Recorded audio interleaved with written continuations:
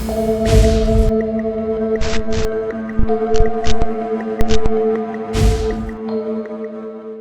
the night of April 18th, 2021, at around 7:40 p.m., an Australian man named Mitch Kuhn was driving down the Hume Highway in Bardia, Australia. He was returning from a racing event and heading home to Gold Coast City when, completely out of nowhere, he saw a childlike figure standing in the middle of the road.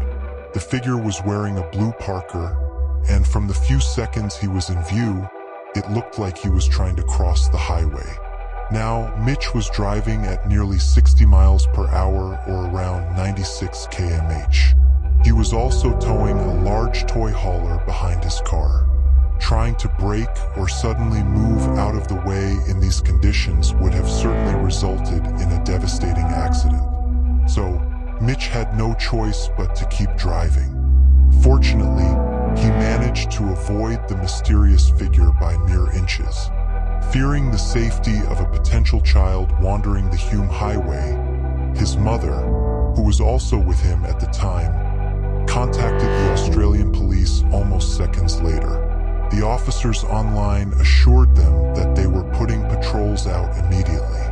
However, Mitch couldn't stop thinking about what he saw, trying to do everything he could. He called the police again at 8:29 p.m. and offered the dash cam footage he'd captured of this figure. But to Mitch's surprise, the officers told him that they swept the area and actually found a young child matching the description he provided, and that he was being returned to his home as they spoke. What a child was doing in the middle of a highway at night, miles from the nearest civilization, was still a big mystery. But at least he was safe now. As Mitch put it on Facebook later that night, "I felt absolutely sick when all this happened. I instantly felt so much better when I was told the kid had been collected." However, just when Mitch thought everything worked out okay, things took a wild turn. After confirming that the kid was safe, Mitch uploaded the video from his dash cam onto the internet, hoping to share the unnerving encounter he had with others. But as the video and his story gained traction, the New South Wales Police Department came forward and announced that they didn't find any child on the highway that night, completely contradicting what they had told Mitch that night. According to the official report, they scoured the surrounding area for nearly 8 hours, searching until 3:45 a.m. before finally calling it off and finding no trace of a child nearby. The department stated that multiple cars attended and commenced a search of the area. However, no child was located and the search concluded. Now, there's no reason to believe that the NSW police would lie on an official report like this. What's more likely is that the person talking to Mitch earlier didn't know the full details and just made things up. Or maybe it was nothing more than a terrible case of miscommunication where the police searching for the child somehow got twisted into them already having found him. But if the child was never found, what happened to him? The answer to that question, however, could be anything. Maybe its parents noticed their kid missing and took him back home. Or he could have been potentially kidnapped by someone who saw a child roaming the highway alone at night and took advantage of the opportunity. Though none of those theories explain how the child got to that spot in the first place. Unfortunately, the case remains an unsolved mystery to this day, and with so little coverage, it's unlikely we'll get answers anytime soon. On May 8th, 2021, TikToker Piss Pasta, real name Malie Paralesh, was returning from a night out with her friends and roommates around 2:30 a.m. However, what was supposed to be a fun hangout took a disturbing turn when, while driving down the Packer Drive Northeast Road next to the Rogue River in Belmont, Michigan, one of them spotted a shadowy figure crawling onto the road. "What the? Stop. I'm not. No. Hell no. What the dude?" They were soaked. After discussing for a bit, the group decided to circle back and check what it was. And this is what they came across. There she is. Bro, what the see, that was it. That was it.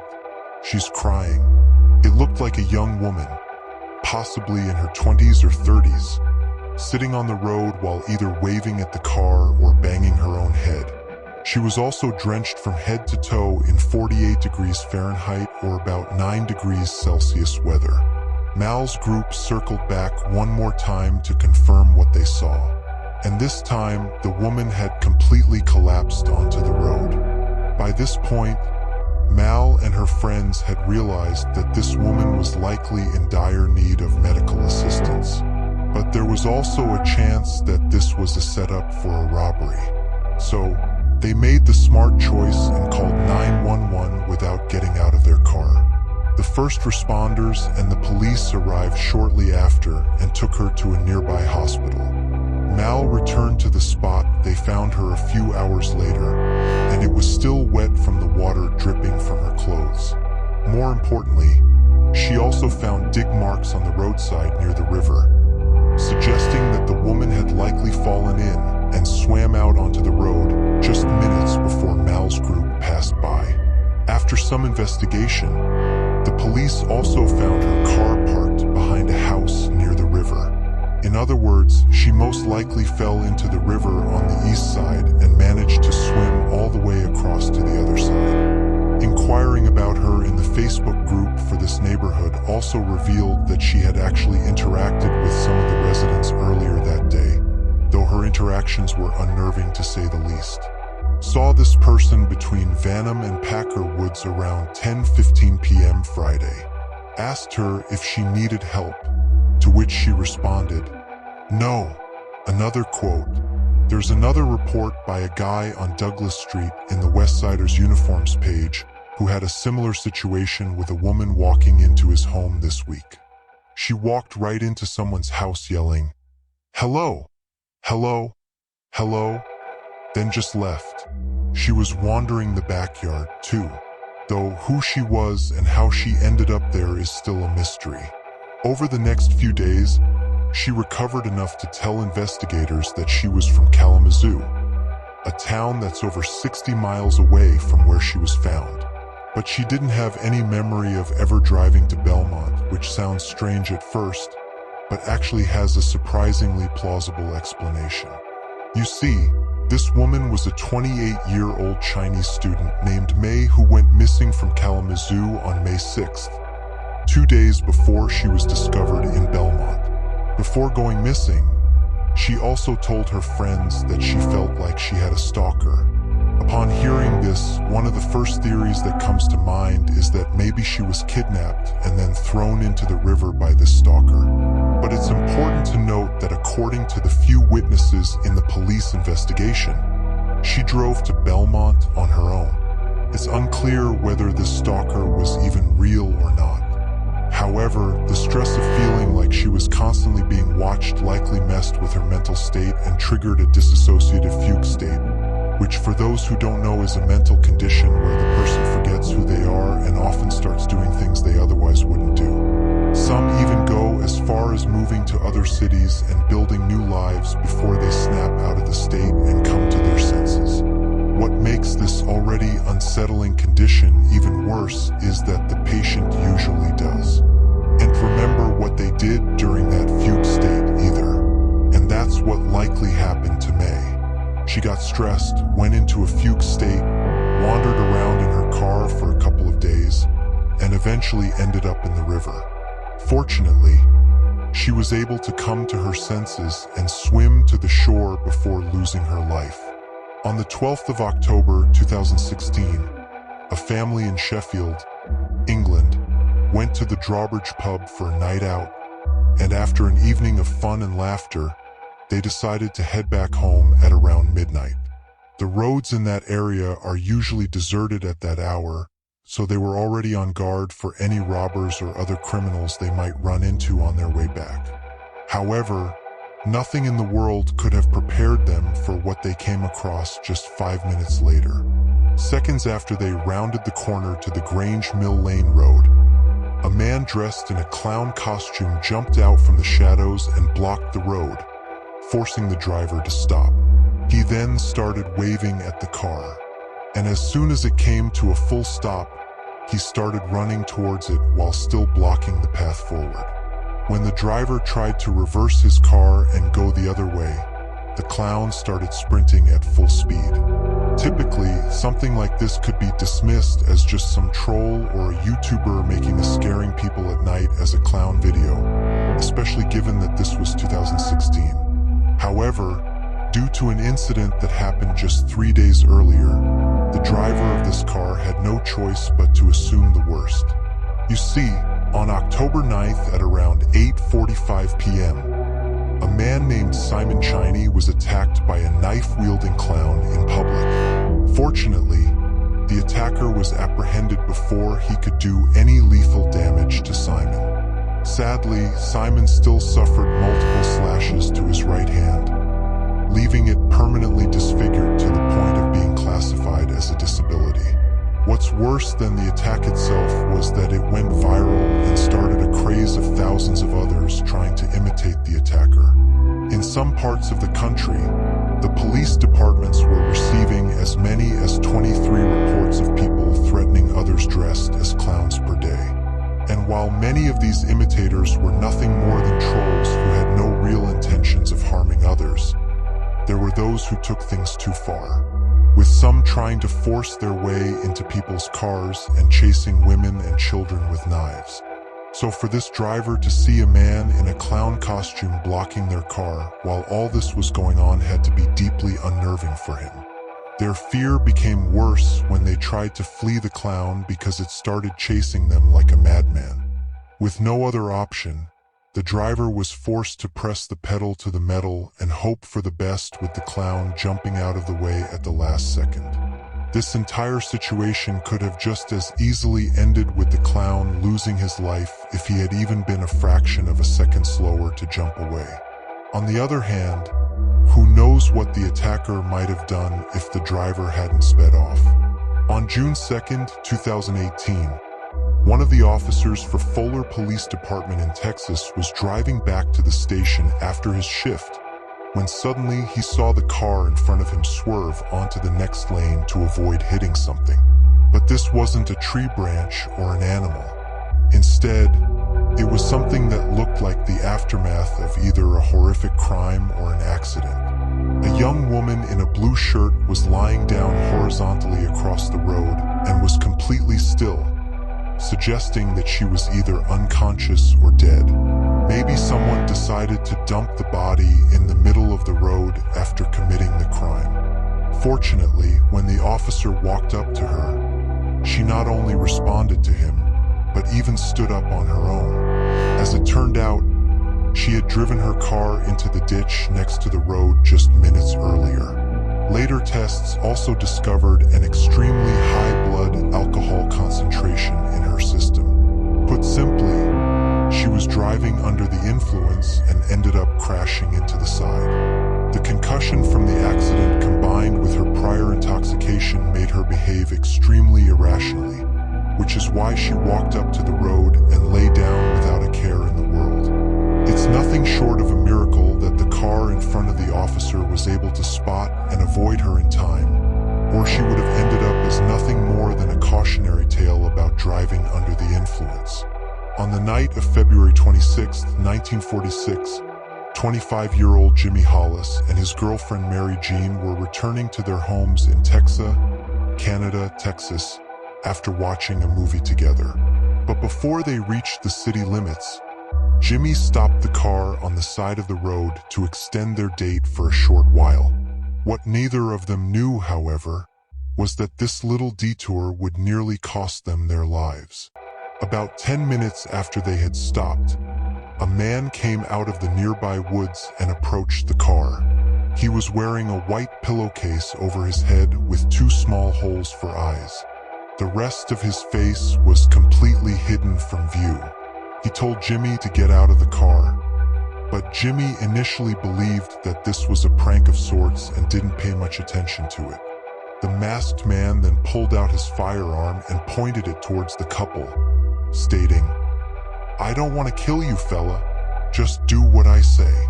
Understanding the gravity of the situation, Jimmy got out of the car as the masked man instructed. As soon as he did, the man swung his weapon at Jimmy's head, knocking him unconscious.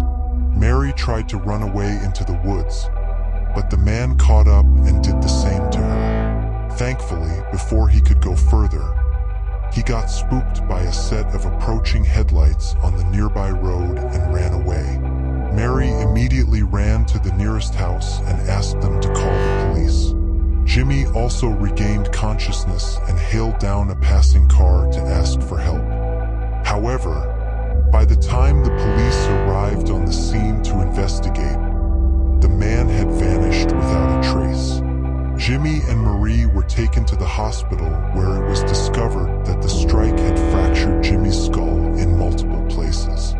Fortunately, he was able to recover without any lasting injuries and described what he remembered from that night.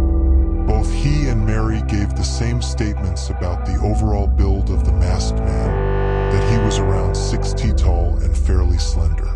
But for some reason, the two couldn't agree on his ethnicity.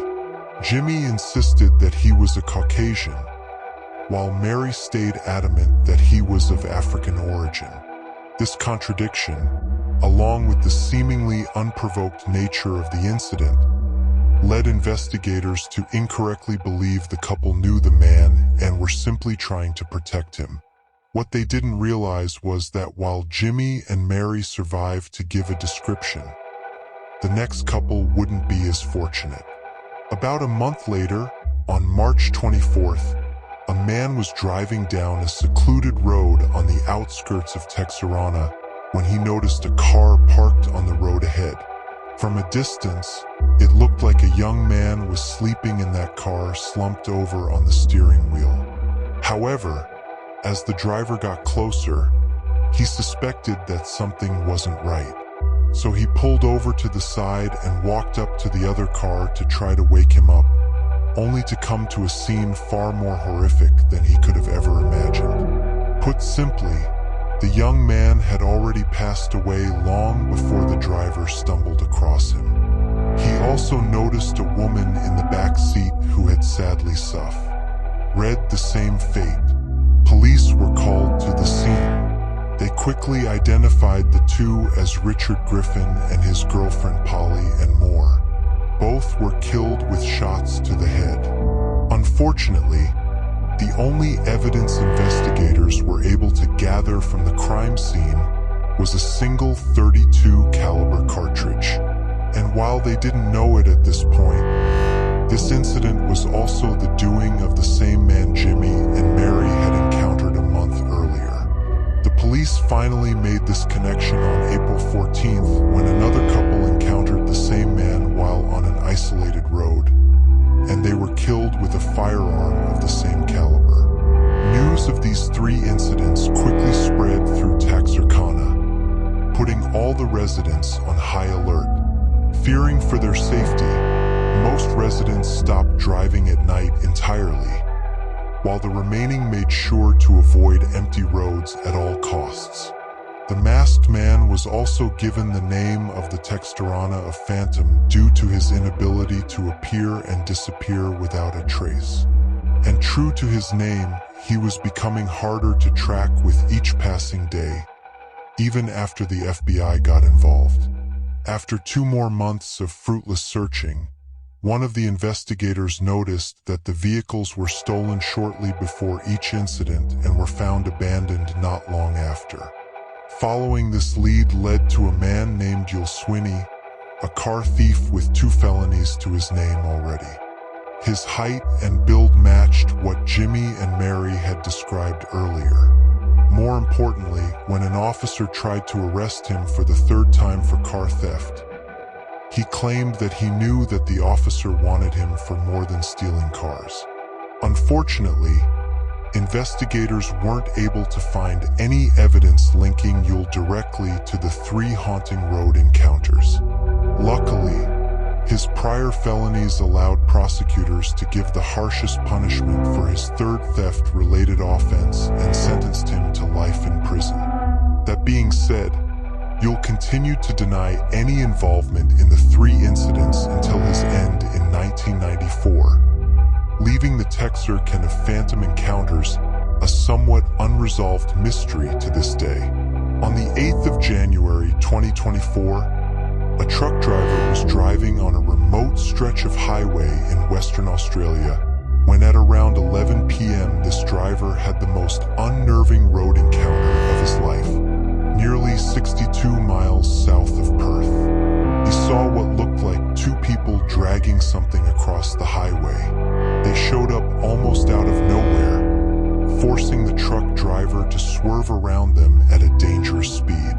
But by the time he stopped the truck and looked back, they had already vanished into the surrounding darkness. Which begs the question, what were they dragging and why? Unfortunately, the answer to both these questions is extremely ambiguous. For starters, it's extremely difficult to identify what exactly they were dragging. Going frame by frame, we can see what looks like the legs of another person wearing shorts and black shoes. So maybe the two people were trying to hide the primary evidence of their horrific crime. But in motion, it looked more like an animal or something in between. It could even be a life-sized plush, though that doesn't explain its very human-like proportions. Regardless of what it was, however, an equally important question is why two people would drag something across a highway. On September 16, 2018, an Uber driver from New York shared the terrifying encounter he had with an angry man on Long Island. He was about to complete a ride when out of nowhere, another car drove past him at a very high speed while barely avoiding a collision. But before the Uber driver could even process what had happened, the other driver slammed on the brakes and parked in the middle of the road, blocking him from moving forward. He then got out of the car, ran over, and started bashing on the windows, telling the Uber driver to get out. "This is what's going on? What's going on? What's that? You blew the right leg. Get the out of the car. Just go, go, go, go, just go. Just go, go, go around. Go, go, go."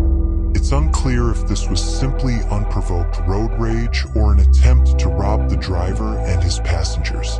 Not wanting to find out the answer, the Uber driver made the correct decision and backed up to find a different route to his destination.